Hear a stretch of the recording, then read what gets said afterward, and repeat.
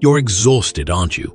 Sick of trying to escape the things you hate, the agony you feel, and the misery you know you should avoid. You've attempted to evade everything, but has that not been your worst error? What if the thing you've been attempting to get away from turns out to be the one thing that can set you free? You have been led to believe that suffering is a curse, but in reality, it is a teacher. It is the thing that molds you, rips you apart, and teaches you lessons that ease cannot. Are you prepared to view pain from a different angle? If you're truly committed to your personal growth, now's the perfect moment to take action. Subscribe to our channel Motivation Basics and like this video if you're committed to improve every day. Don't keep this to yourself and share it with someone who's ready to break through their own barriers today. Let's stop talking and start doing this together. A lot of us realize that we've had enough suffering at some point. When we get to a specific point, we are able to declare, "I don't need to suffer anymore." You will be able to see suffering for what it is, a teacher, after you have endured sufficient suffering to know that it has served its purpose. You will never meet a teacher more instructive than suffering. The only spiritual teacher that many will ever know is hardship. It can delve into our souls, jolt us from our slumber, and make us doubt our very identity. Suffering, at its foundation, crumbles the ego, the false self that we've constructed from the ideas and beliefs we've internalized throughout the years. It reveals our true selves by removing the masks we've worn and forcing us to confront the question, who am I when I'm not wearing these masks?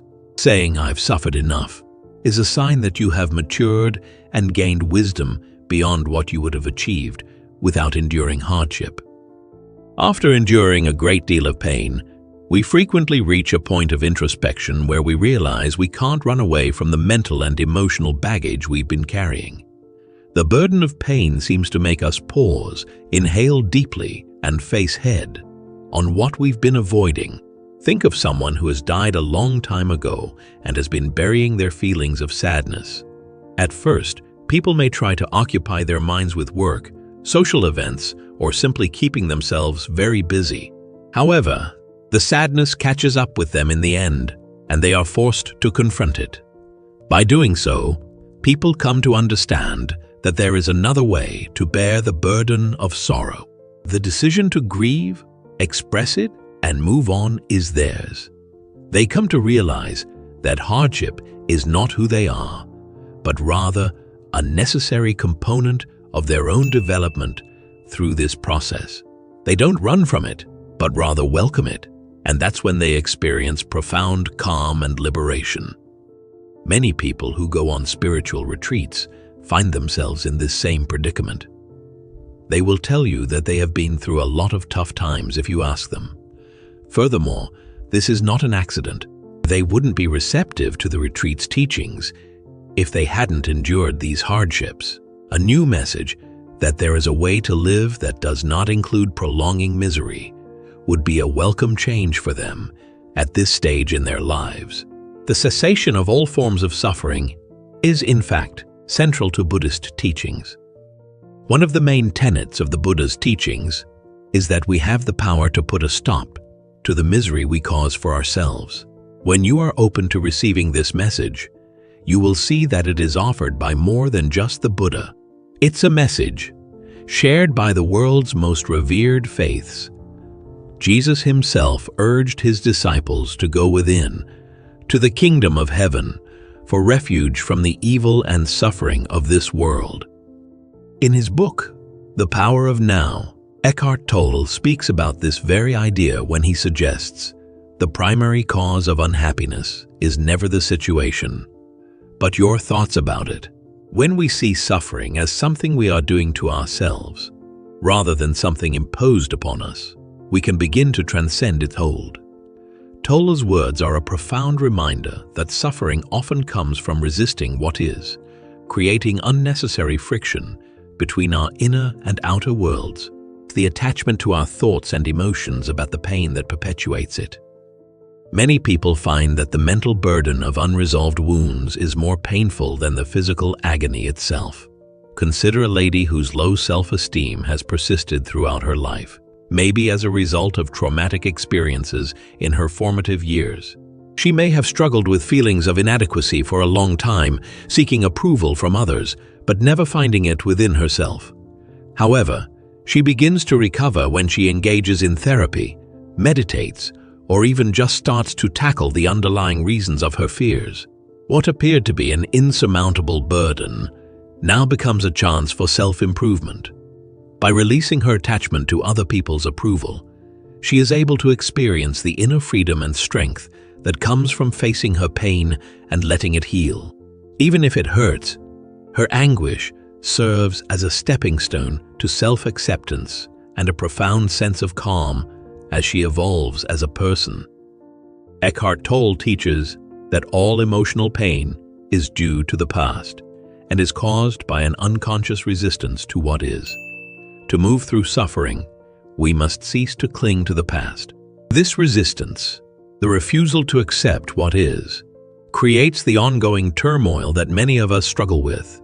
Once we stop resisting, we enter into what Tolle calls the power of the present moment, where suffering begins to dissolve naturally. The realization that we can transcend this pain lies in understanding that suffering only exists because we cling to thoughts, memories, and past wounds. In order to get to a point where pain is unnecessary, you must first go through it. Thus, the dilemma arises. You wouldn't be receptive to the idea that you can live pain free if you hadn't experienced suffering. If you want to grow spiritually, you have to go through pain first, so you can see that there is another way out. A lot of people learn the most from their experiences of hardship. Doing so compels you to reflect on your life and raises questions you might never have thought to ask before. You might never achieve enlightenment if you never endure suffering. Ironically, it is the path to freedom that begins with sorrow. Eckhart Tolle's teachings echo this sentiment. Suffering is a passage, a gateway that ultimately reveals the possibility of living without it. Tolle asserts, you do not become good by trying to be good, but by finding the goodness that is already within you. This process of self-realization involves confronting your suffering, acknowledging it, and then letting it go.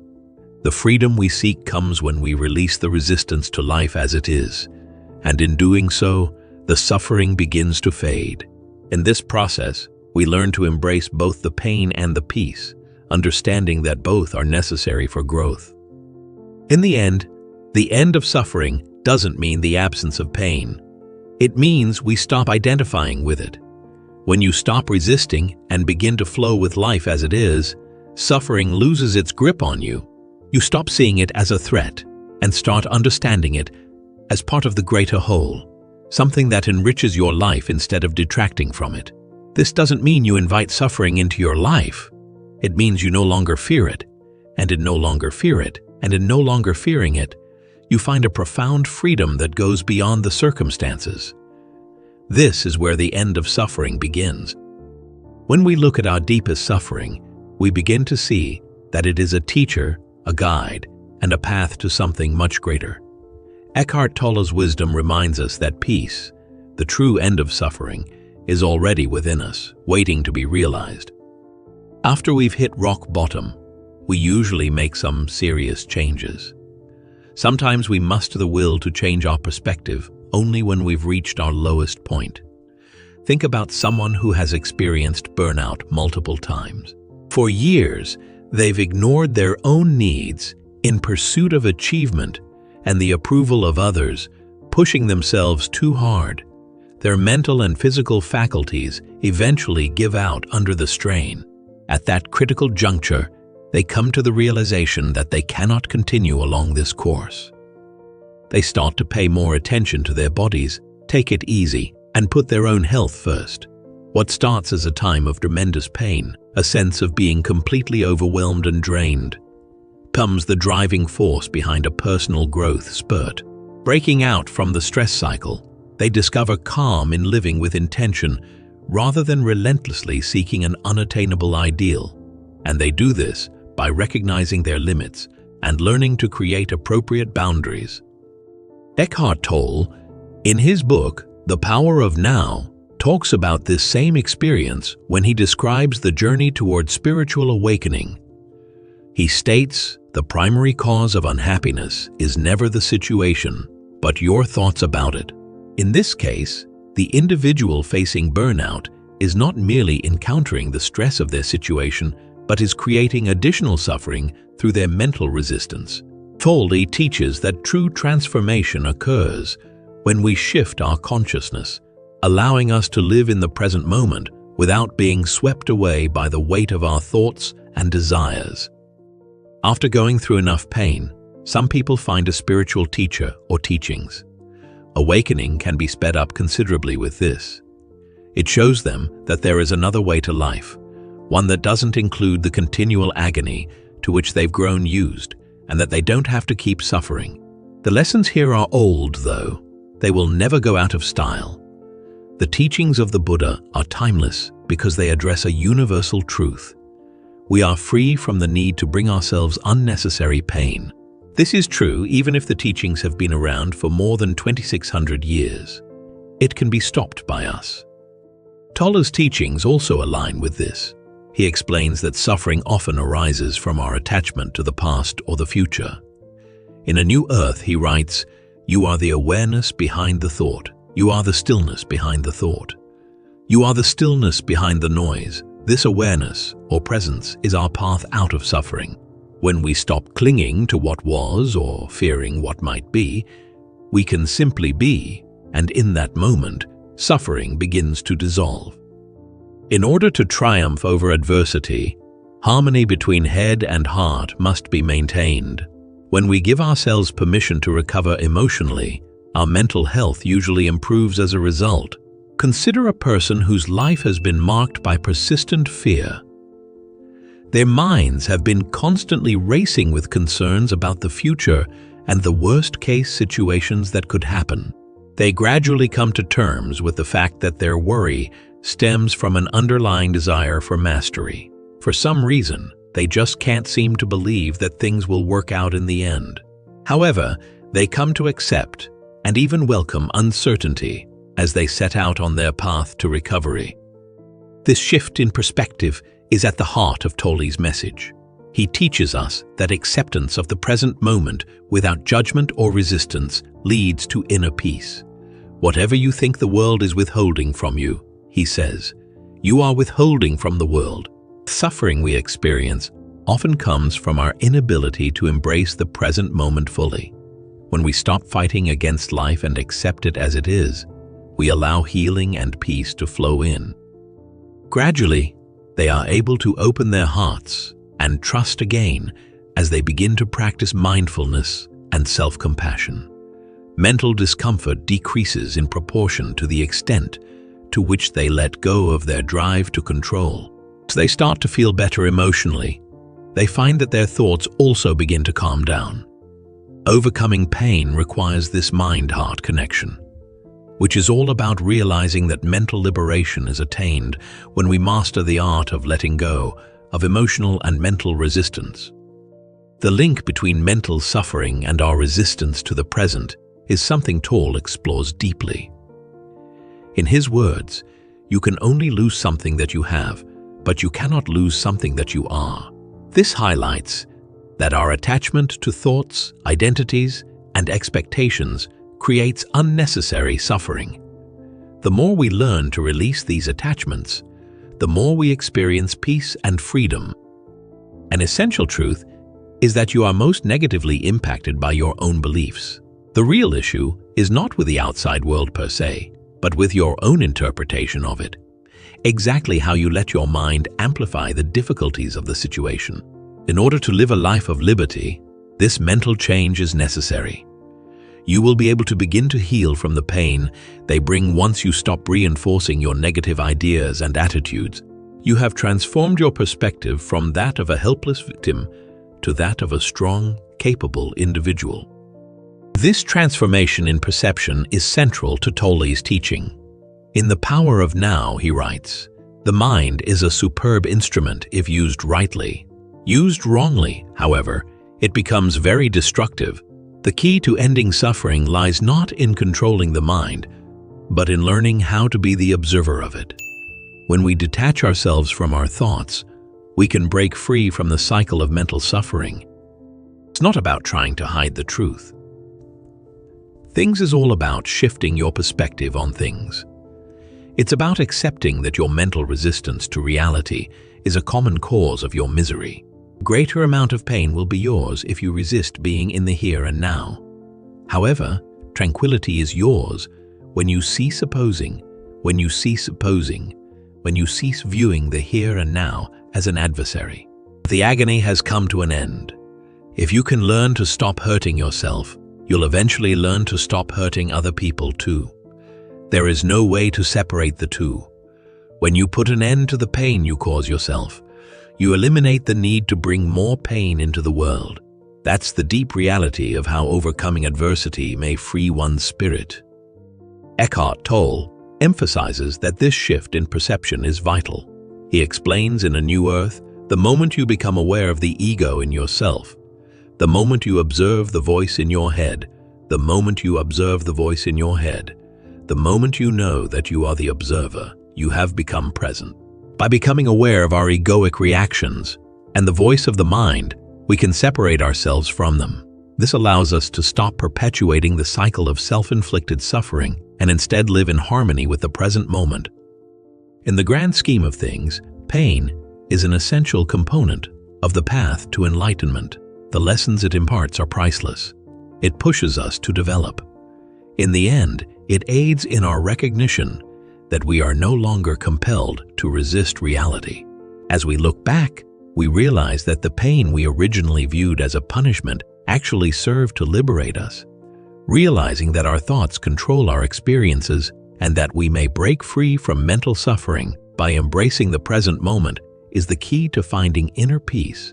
Path may start with pain, but it can ultimately lead to liberation, acceptance, and inner calm if we let it.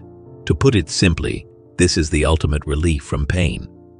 Tolle teaches us that it is in this very moment that the end of suffering is possible. Realize deeply that the present moment is all you ever have, he writes. Make the now the primary focus of your life.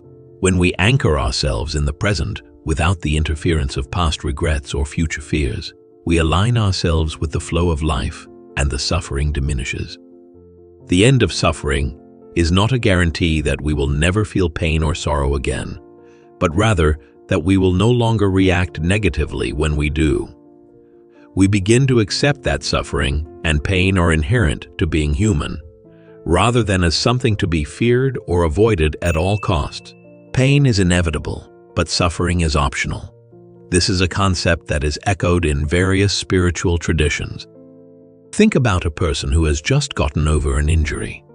The injury's physical agony is inevitable, but whether or not they continue to suffer depends on how they approach healing. They have a choice.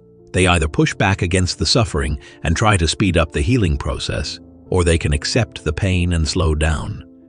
They are able to heal more efficiently and calmly when they accept the pain as a natural component of their path.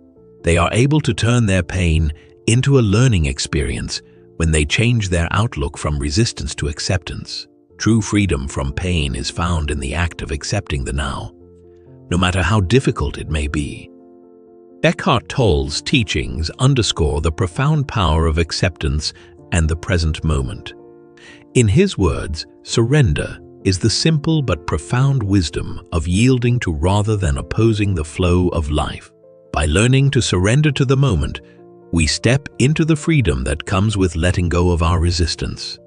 It is this surrender that leads to the end of unnecessary suffering. Stop wasting time and make every moment count in your life. Subscribe to Motivation Basics for daily motivational videos on personal growth. Show your commitment by liking the video and commenting the word grow. Be sure to share it with someone who needs to slow down in life. We're in this together.